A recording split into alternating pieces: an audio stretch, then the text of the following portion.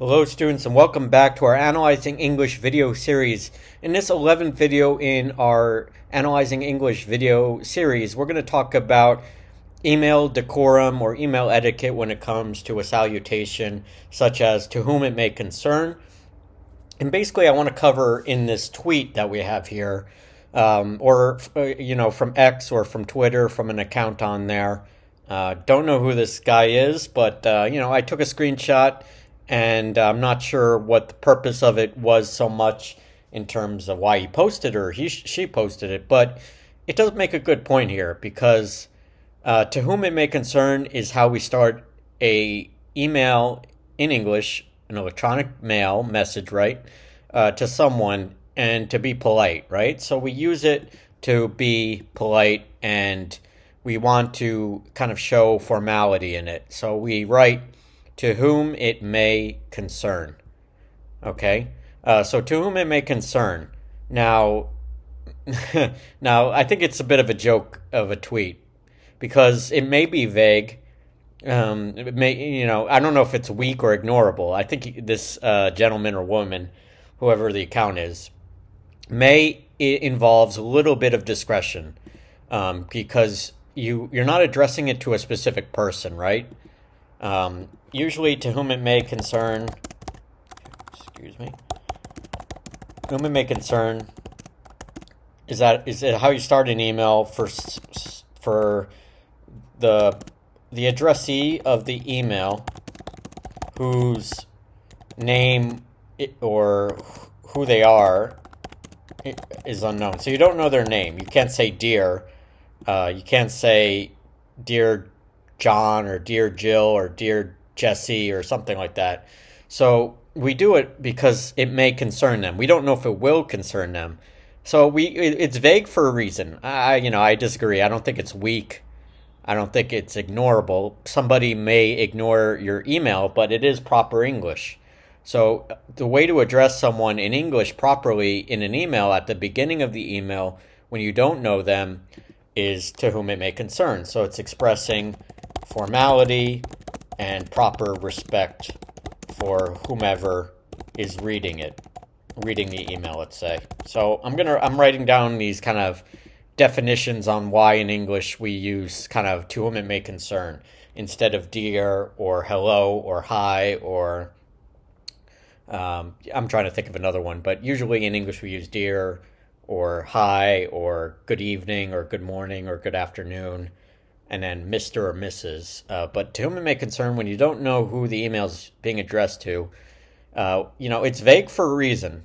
We don't know who the email is being addressed to. So Alfred here, it is vague. I wouldn't say it's weak. It's mainly you want to be careful because you don't know who will read the email. You're hoping it's the right person, but you're not sure.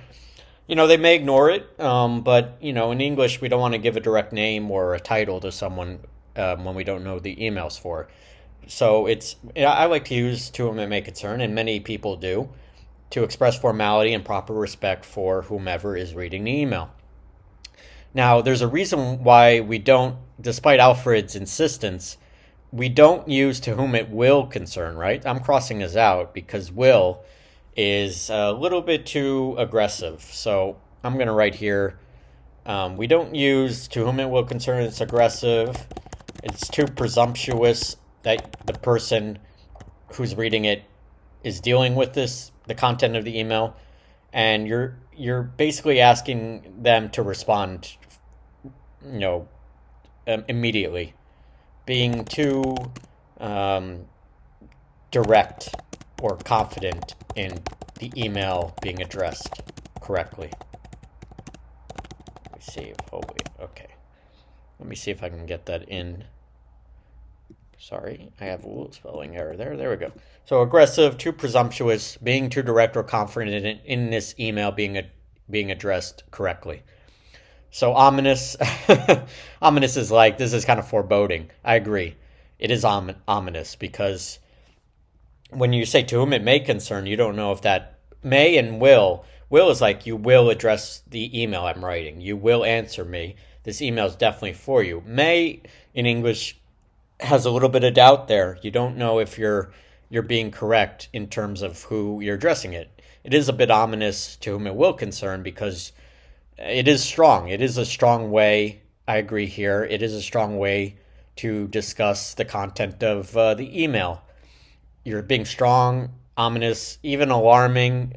I don't know about alarming, but it is being very direct. It is being too confident that the way you're addressing the email in the salutation is the person who will be answering it. Sometimes you may be addressing a group of people. You may be addressing someone who you may not have the right person. So that's why we use may.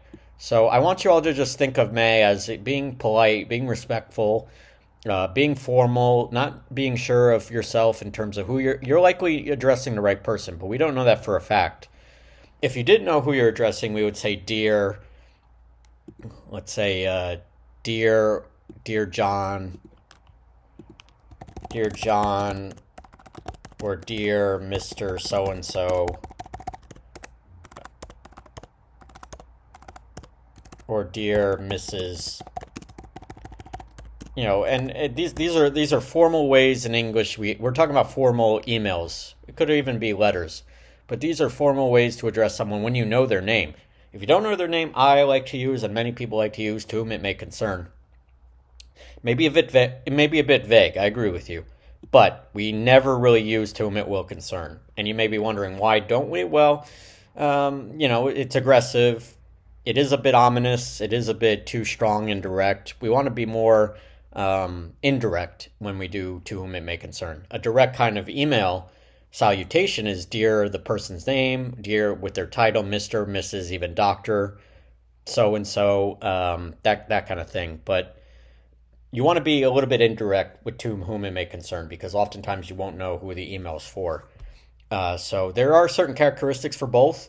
To whom it may concern may be vague, but it's also formal, has proper respect for whomever is reading the email because their identity is unknown. You may have an idea, but you may be addressing it to a group or an organization or a company or an individual you don't know their first or last name yet. So I don't think it's weak. It may be ignored. I'm not sure, but it is better to be polite and respectful when you don't know who the person is. It's very formal. To whom it will concern, I've never seen anybody use it. I don't recommend it. It is a bit ominous. It is a bit strong. I wouldn't say it's alarming, but it is very rare to use to whom it will concern. So that's why we do to whom it may concern. It's more polite and respectful. Again, to whom it will concern, a little too aggressive, too presumptuous, being too direct or confident in the email being addressed correctly when you don't know who it will concern because you're not sure. That's why we use may, because there's a certain level of uncertainty with may as opposed to will.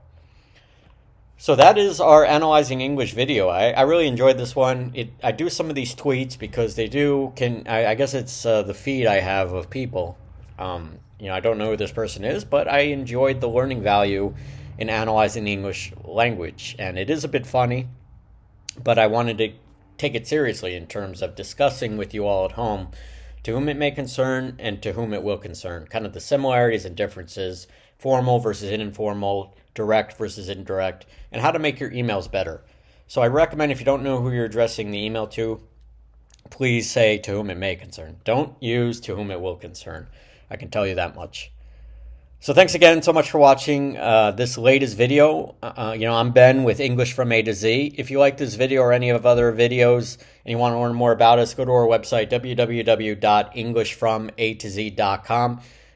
Please like this video if you enjoyed it. Subscribe to our YouTube channel. You can also sign up for our newsletter. Same website, englishfromatozz.com/newsletter. You can also subscribe to our classes or our private lessons or our courses. There's a subscribe button on our website as well. So I hope you'll check us out. Thanks again so much for watching our Analyzing English video series, and I hope to see you all soon for another video shortly. Take care now. Bye-bye.